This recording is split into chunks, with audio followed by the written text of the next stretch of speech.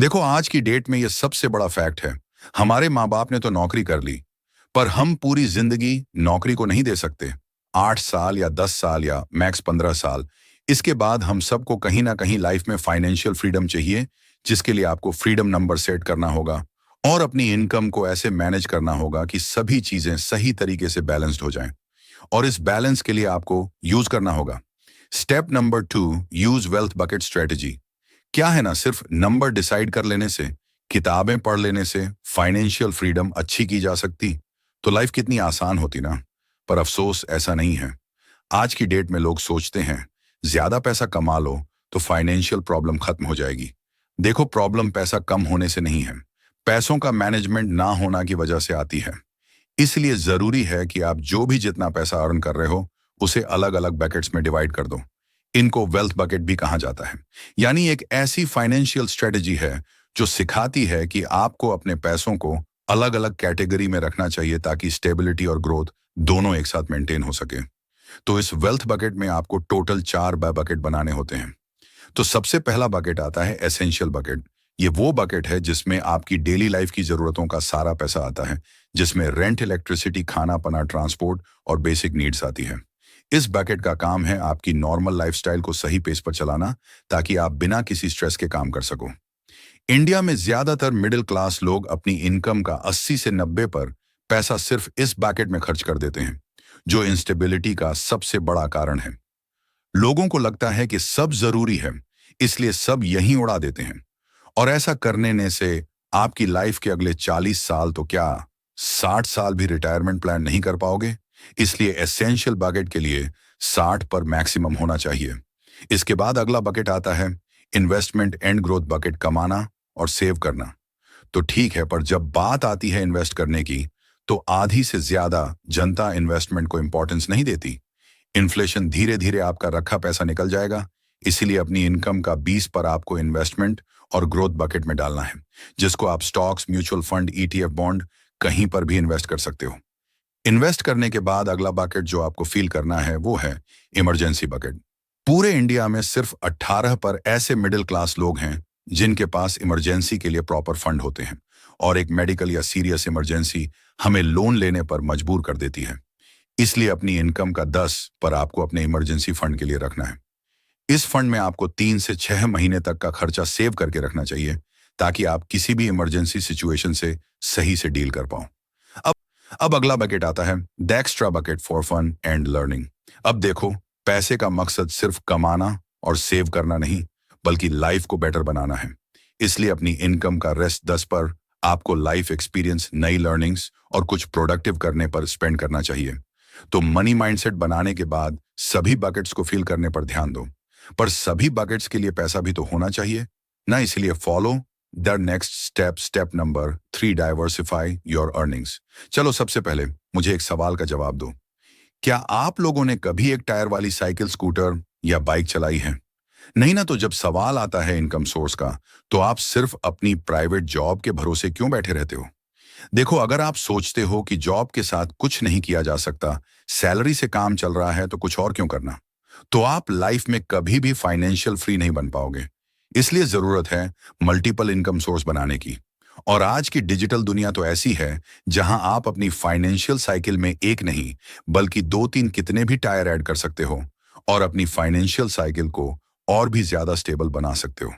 देखो, अगर हमें टाइमली अपना बैकेट्स भरने हैं और वेल्थ से भरपूर फ्यूचर बनाना है, तो एक्स्ट्रा इनकम सोर्सेस जैसे freelance, passive rental side, business course और ब्रांड बना सकते हो, जहां एक्स्ट्रा 20 से 25 हजार रुपए आराम से आ जाएंगे। 25 साल के राहुल इंजीनियर भी काफी लंबे समय तक अपनी नॉर्मल जॉब वाली सिचुएशन पर चल रहा था, और उसको ये लगा कि अगर ये चला गया तो इनकम का कोई सोर्स नहीं होगा।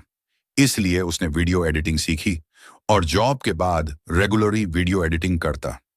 धीरे धीरे राहुल ने अपना पोर्टफोलियो बनाया और अलग अलग वेबसाइट में अपलोड करता। उसका काम लोगों को पसंद आया और फाइनल उसे अपनी पहली डिक मिली। राहुल मुंबई के अंधेरी वेस्ट में रहता है, जहां का रेंट है लगभग 15 से 2 हजार रुपए, और अब उसके पास अपनी 6 लाख की आईटी नौकरी के अलावा 25 हजार का एक्स्ट्रा फ्रीलांस सोर्स भी है। और तो और, एक डाटा के मुताबिक इस समय इंडिया में 15 से 20 मिलियन लोग फ्रीलांसर हैं जो जॉब के साथ एक एक्स्ट्रा इनकम सोर्स बना के चल रहे हैं ताकि फ्यूचर में उन्हें कभी भी लोन और ईएमआई पर निर्भर ना होना पड़े। अब देखो, जरूरी नहीं है कि मैं आपको भी फ्रीलांस करने के लिए कह रहा हूं। अगर अगर आप ऑलरेडी एग्जॉस्ट हो जाते हो तो आप पैसिव इनकम सोर्सेज भी बिल्ड कर सकते हो, जहां से आप एक बार कोई भी कोर्स बना सकते हो जिससे आपको हर महीने रेवेन्यू आए। अगर आपके पास इनफ पैसा है तो आप रियल एस्टेट प्रॉपर्टी में भी इन्वेस्ट कर सकते हो, जहां से आपको मंथली रेंट आता रहेगा। तो जो भी करो, बस ये ध्यान रखो, अपने सभी बकेट्स को पूरा भरने के लिए आपको हमेशा एक एक्स्ट्रा इनकम सोर्स चाहिए होगा, वरना एक पहिया वाली साइकिल एक दिन आकर बड़ी बुरी फंसेगी। पैसा कमाने के बाद, बकेट बनाने के बाद अब बात आती है एक्चुअल ग्रोथ की, एक्चुअल एबंडेंस की जो मिलती है आपको स्टेप नंबर 4 में, जो कि है इन्वेस्ट स्मार्टली, यानी पावर ऑफ कंपाउंडिंग। अब देखो क्या है ना, बढ़ते टाइम के साथ आपके पास रखे पैसों की ग्रोथ होना भी बहुत इंपॉर्टेंट है। आप कितना भी कमाकर ढेर लगा दो, पर अगर आप उन पैसों को सही जगह से स्ट्रेटेजिकली इन्वेस्ट नहीं कर पा रहे हो तो आप फाइनेंशियल फ्रीडम कभी अचीव नहीं कर पाओगे। इसलिए स्मार्टली पैसों को इन्वेस्ट करना बहुत जरूरी है। अरुण और गोविंद दोनों इस बात को भली बात ही जानते थे और दोनों अच्छा खासा 70 से 80 हजार महीना कमा भी रहे थे। गोविंद को आदत थी पैसों को खर्च करने की और बचे हुए पैसों को घर में या फिर एफडी में लगाने की। वहीं दूसरी तरफ अरुण जानता था कि अगर टाइम रहते इन पैसों को सही जगह पे इन्वेस्ट नहीं किया तो पावर ऑफ कंपाउंडिंग कभी देखने को नहीं मिलेगी। यही बात जब उसने गोविंद को समझाई तो गोविंद ने कहा, भाई कंपाउंडिंग पर तुम ध्यान दो, हमें तो चाहिए सिक्योरिटी। मेरा पैसा तो घर में पड़ा है और सिक्योर पड़ा है। पर अरुण स्ट्रेटेजिकली इन्वेस्ट करता रहा और पावर ऑफ कंपाउंडिंग के लिए उसने यूज किया एसआईपी मेथड। अरुण हर महीने अपनी सैलरी में से 30,000 रुपये इन्वेस्ट करता और उसका मेन गोल था 12-15 साल के अंदर एक ऐसा अमाउंट हासिल करना जिससे रिटायर होया जा सके। इसलिए उसने रुक किया। इंडेक्स फंड का अरुण हर महीने 30,000 इन्वेस्ट कर रहा था और साल का 10 पर अपना इन्वेस्टमेंट को बढ़ा भी रहा था। इंडेक्स फंड से उसको 12 पर का एनुअल रिटर्न मिला।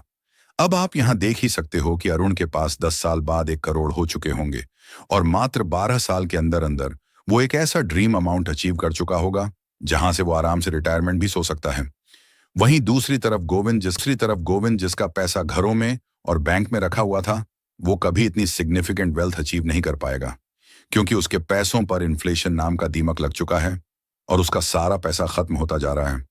और जब यह बात अरुण ने गोविंद को समझाने की कोशिश करी तो गोविंद ने कहा, भाई इन्फ्लेशन का इंपैक्ट तो तेरे पैसों पर भी पड़ेगा, तो तू 1 करोड़ कैसे बनाएगा? तब अरुण ने उसको ये कैलकुलेशन दिखाई।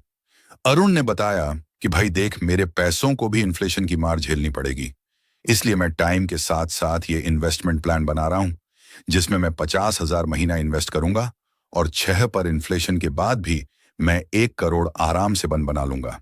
इस पर गोविंद ने पूछा, 1 करोड़ बनाने के बाद भाई तू फाइनेंशियली फ्री कैसे होगा? तो उसके लिए आता है द 4 पर विड्रॉल रूल विद एडब्ल्यूपी। ये रूल कहता है कि आपको अपने कॉर्पस को एसडब्ल्यूपी में लगाकर उसमें से हर साल 4 पर विड्रॉ करना है। यानी 1.5 करोड़ का 4 पर होगा 6 लाख, यानी 50,000 महीना। और सिस्टमैटिक विड्रॉल प्लान में इन्वेस्ट करने की वजह से हर महीना आप 50,000 निकालते हो, तो आप देख ही सकते हो अगले 10 सालों बाद भी आपके पास 35 करोड़ होंगे। और आप देख सकते हो यह अमाउंट आपके विड्रॉल के बावजूद भी स्टिल 35 करोड़ है। और 50,000 तो छोड़ो, अगर आप इस वेल्थ में महीने का 1 लाख भी विड्रॉ करते हो तो आपकी वेल्थ बढ़ती रहेगी, यानी फाइनल अमाउंट 30 साल बाद करोड़ के आसपास होगा। Step number 5, maintain a financial discipline at last. Financial freedom की रेस में महारत हासिल करने के लिए ऑथर ग्रंट कहते हैं कि इस दुनिया में कुछ शुरू करना सबसे मुश्किल नहीं है, बल्कि उस काम को कंटिन्यूअसली करते रहना, डिसिप्लिन बनाए रखना सबसे मुश्किल काम है। और जिस इंसान ने इन 4 स्टेप को डिस के साथ फॉलो कर लिया, फाइनेंशियल फ्रीडम उससे ज्यादा दूर नहीं है। आप जितने भी सक्सेसफुल लोग देखोगे, उनके रूटीन और उनके डिसिप्लिन नहीं, उन्हें इतना फाइनेंशियली एक्सप्रेस संगीत रहे हो। और जो सामान की जरूरत नहीं है वो भी उठाकर लाते हो, तो आप इंपल्स बाइंग कर रहे हो। इसलिए हर एक्सपेंसेस को करने से पहले 24 घंटे का वेट करो, और अगर आपको 24 घंटे के बाद भी वो चीज जरूरी लगती है तो उसे खरीद लो। वरना अगर अल्टरनेटिव दिख रहा है तो पैसा सेव करो और उसको बेटर यूज करो। एड दंड ऑथर ग्रंट से बेटर यही करना चाहते हैं कि लाइफ के जिस मोड़ पे जो जो गलतियां उन्होंने की है उससे उनको बहुत कुछ सीखने को मिला। और आप अपनी लाइफ में भी वो फाइनेंशियल मिस्टेक्स ना करो। इसीलिए ये 5 स्टेप्स रोड में फॉलो करो। फाइनेंस डिसिप्लिन बनाओ, उससे फ्रीडम अपने आप अचीव हो जाएगी। जय हिंद।